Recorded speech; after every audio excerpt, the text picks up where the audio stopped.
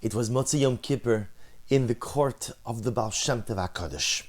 And just to give you an idea, the Hasidim just had the privilege to spend the last 24 hours with their saintly leader, the Rebbe, the Baal Shem Tov, and each and every tefillah was an incredible journey unto itself. Kol Nidrei, Shachris, Mincha, Sefer Yonah, Ni'ilah, even the weekday Ma'ariv, each and every tefillah with their Rebbe was a journey closer to HaKadosh Baruch Hu, closer to one another and closer to themselves.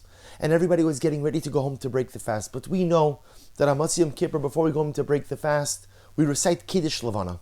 The bracha, the special blessing that we recite over the new moon, the new month. That tefillah, which is really an anticipatory prayer, asking the Ribono Shel Olam to make it a month filled with bracha, filled with mazlan, ultimately filled with messianic redemption.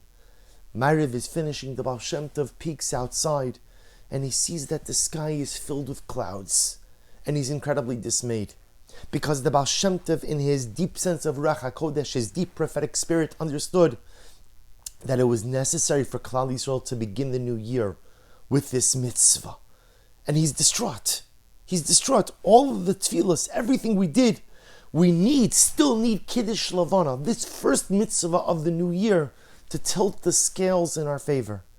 So the Baal Shem Tov quickly retreats to his study, and he begins to daven, tehillim, tefillos, tchinos, bakashos, anything and everything, just in order to drive away the clouds, so that the Baal Shem Tov and his Hasidim together could recite Kiddush Levana. Well, outside in the courtyard, the Hasidim don't realize exactly what's happening. They're also waiting for the clouds to disperse, but they feel such an incredible state of elation. They begin to dance and sing. And it's like Simchas Torah. It's like the middle. You would not know that these Hasidim were fasting for the last 25 plus hours. They're singing, they're dancing. Soon the singing and dancing becomes so spirited that they spill over from the courtyard into the Beis Medrash. One of the Hasidim says to his friends, "Quick, let's get the Rebbe. Let's grab the Baal Shem Tov, bring him into the circle to sing." But Chassid said to us, "You can't do that. When the Rebbe's door is closed, the Rebbe's door is closed. The Baal Shem Tov is davening. They didn't know what exactly was going on. Meanwhile, on the other side of the door, Baal Shem Tov is crying and weeping and davening. Ribono Shel Olam, please push aside the clouds so we can say Kiddush Levana, because we need that schus, we need that mitzvah in order to tilt the scales in our favor." Dancing continues. Finally, one of the Hasidim gets so caught up in the energy of the moment that he pushes open the door to the Baal Shem Tov's study. And he dances in, he grabs this friend, the friend holding a friend, and the circle begins to spill into the study of the Baal Shem Tov HaKadosh.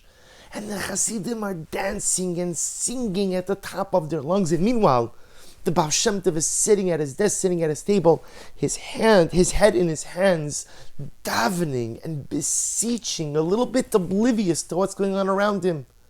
The same Chassid says to his friend, "Okay, now we're inside the Baal Shem Tov study. Come with me. Let's grab the Rebbe. Let's grab the Rebbe and pull him into the circle." The second Chassid says to his sons, "You nuts? You can't do that. You can't do that. You don't grab the Baal Shem Tov HaKadosh and you don't pull him into the circle. He's not your buddy. He's not your friend. Whatever the Rebbe is doing, leave him alone." So this first Chassid, he just got so caught up in the moment, that he went over to the Baal Shem Tov, took the Baal Shem Tov's hand and pulled the Baal Shem Tov into the circle. And now the Hasidim go nuts. Now the singing reaches a feverish pitch.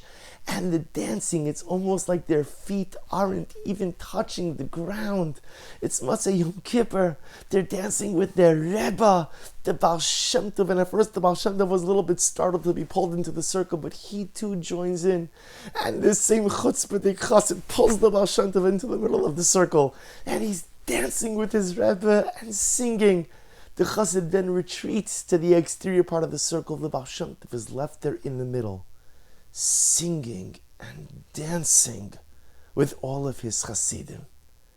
And in the midst of this frenetic and feverish service of HaKadosh Baruch Hu, the beautiful singing and dancing, the walls themselves reverberating with the beautiful nigunim that are coming out of the mouths and the hearts and souls of the Hasidim. The Baal Shem Tov glances out of the window of his study and he sees something amazing. The clouds have dispersed and the moon was shining brightly. And in that moment, the Baal Shem Tov HaKadosh said to the Hasidim, thank you. Because I learned that sometimes you could accomplish so much more with simcha, with joy, than you could accomplish just with tefillah, just with prayer. Sometimes you could accomplish more with simcha than you can just with prayer alone. The incredible and magnificent lesson of the Baal Shem Tov HaKadosh.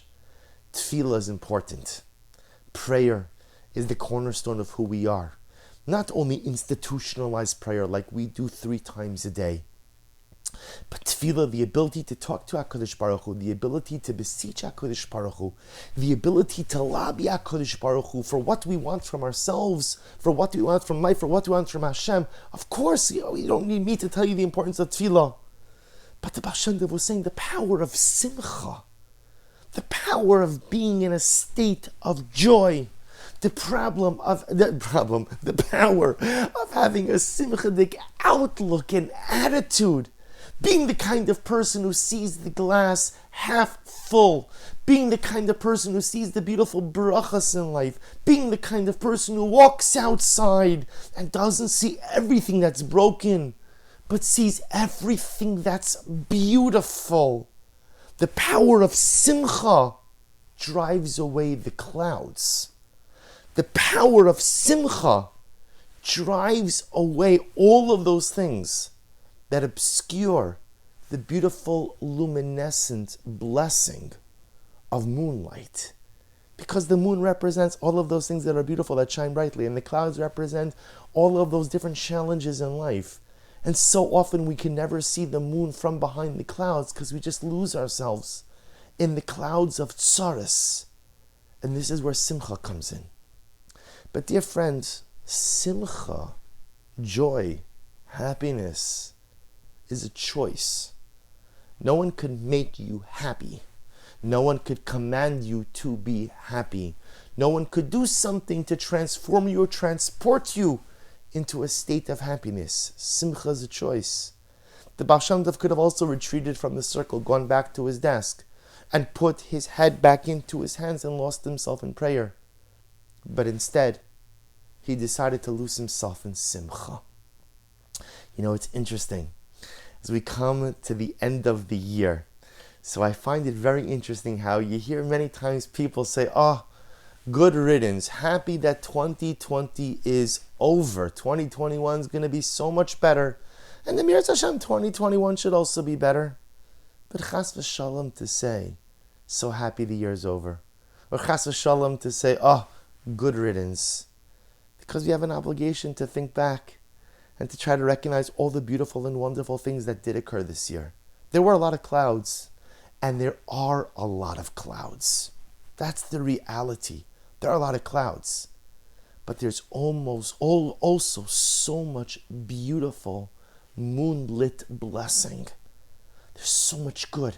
Baruch Hashem, Shechionu v'Kimonu v'Giyonu, that the vaccines are here. And in Mirz Hashem, before we know it, we'll have the opportunity, many of us will have the opportunity to Mirz Hashem be able to partake in this miracle of modern day science. So again, do you lose yourself in the clouds? Do you say, oh, everything is terrible, I can't see the moon, everything is terrible? But if you go out and you sing a little bit, and you dance a little bit, and decide to be besimcha, decide to see what's good, decide to focus on what is beautiful, go out of your way to look for in yourself and in your world and in your life all the things that are working well and all of the beautiful blessings that have never left. Then like the Baal Shem Tov, you too can drive away the clouds. You too can go ahead and push away all of the negativity and allow the beautiful moon, the luminescent moon of bracha, to shine forth. Wishing everyone a wonderful day.